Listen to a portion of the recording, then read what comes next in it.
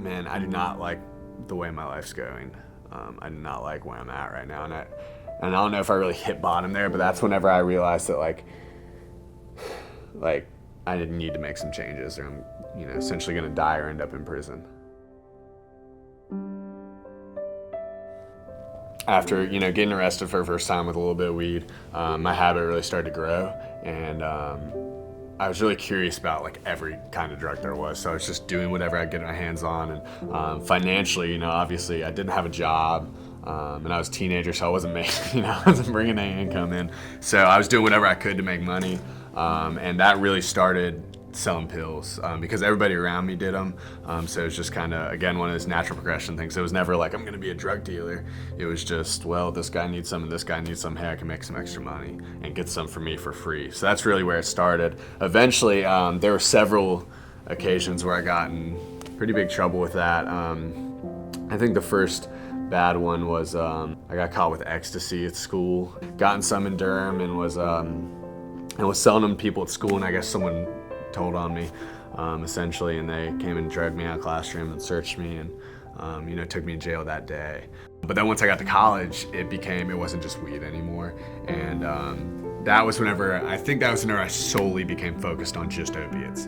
Like, I wasn't worried about weed or ecstasy or acid or any of these other drugs. I just wanted to do painkillers. So I got mixed up with these guys selling heroin, and same deal. I eventually drawn this line of saying I'm never gonna do this, and you get desensitized to it just being around it all the time, and seeing this person do it and that person do it, and they seem all right. Like, they don't seem like their lives are falling apart, so why not? So I guess I remember the first time I really did it was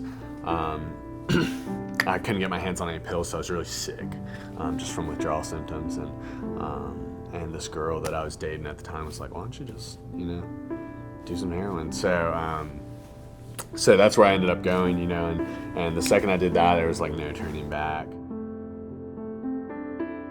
So I'd had this huge stash that people in front of me and that I'd been selling for them, and once I tried it, it was like, forget selling it, I'm gonna use it. And again, the same thing happened, like, just end up owing all these people money. And that was where really, I guess, it took me, was to this like life constantly in danger, not just because of the drug use, but because of the people I was around too. I got in a relationship with this girl. She was a great girl. She was fairly wealthy.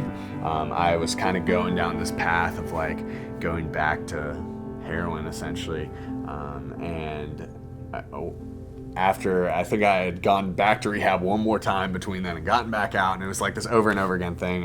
And anyways, one of the times I'd gotten back out, I was back on heroin, and I woke up one morning and I was sick as a dog. And I used to literally, it was almost every morning I would take her car, because I didn't have a car at the time. I didn't have my license at the time either. So I'd wake up earlier than she did, and I'd take her car and I'd take her wallet, and I'd steal money from her. I'd withdraw from her bank account because I knew her PIN, and she wouldn't notice, or at least not until later. And one morning I was doing this. I literally did it almost every morning. One morning I was doing it, and I guess it was particularly strong stuff that day, and I was so sick that I pulled off on the side of the road to do it there, because my dealer never let me do it at their house. So I was in the car and I pulled off on the side of the road to do it there, and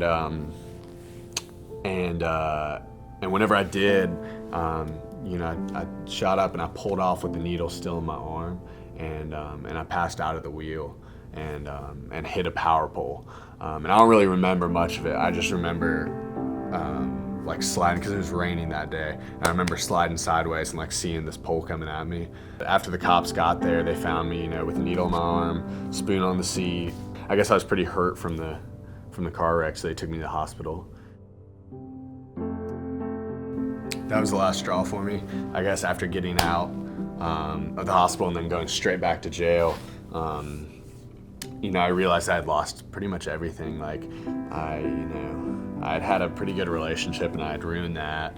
I was on the verge of getting, kicked out of my apartment because my parents weren't helping me out anymore. I'd wrecked this girl's car and stolen thousands of dollars from her. And I guess just like that situation made me really take inventory of my life and like realize that it was not at all what I wanted it to be. I knew that I wanted to stop doing drugs. I knew that I didn't want to ruin my life anymore, and I didn't want to die or go to jail or prison or whatever. But I didn't want to be like this, Christian either. Like I felt like it was just a ton of rules, and like that. I didn't have a concept of a relationship with God. It was just all about rules and like behaving yourself, and I could never see myself doing that. So, I knew that I needed help, but I didn't want to get it there. And for me, it took a lot of like questioning and being like, man, I really don't believe in this. And like, really, like, this guy came back to life, seriously, and that makes a difference for here and now.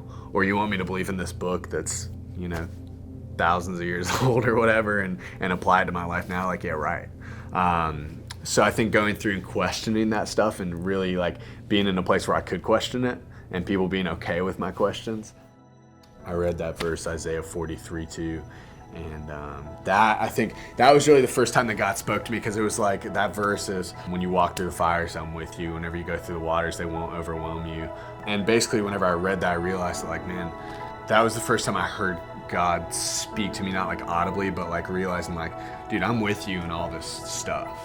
Like in your addictions, in your crap, in jail, in rehab, like no matter where you're at, I'm alongside you in it. And even though it sucks, it doesn't mean I'm not there.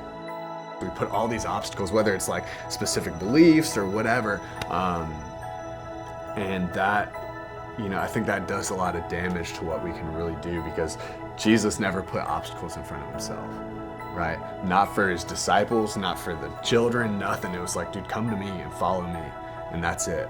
You can figure the rest out later. For me, it was never this like, wake up and I'm, love Jesus and I'm totally different kind of thing, but it was like a long journey of questioning and wrestling, and God honored it. Was the biggest thing about it, is that God honored that questioning and God honored that wrestling, and I think my faith is stronger because of it, and our relationship is stronger because of it.